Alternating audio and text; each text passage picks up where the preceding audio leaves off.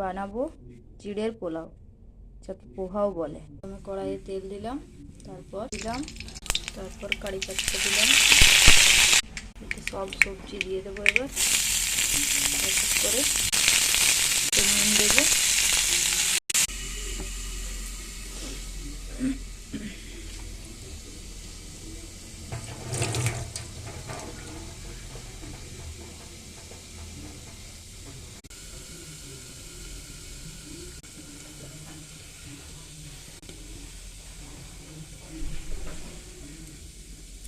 হলুদ দেবো, আগের থেকে ধুয়ে রেখেছি, ধুয়ে শুকিয়ে নিয়েছি।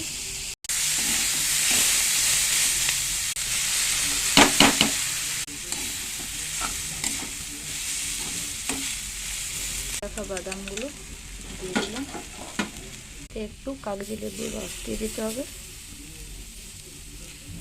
হয়ে গেল। এটা আমি কিছু মশলা মিক্স করলাম না, এটাতেই লাগবে এটা খেতে।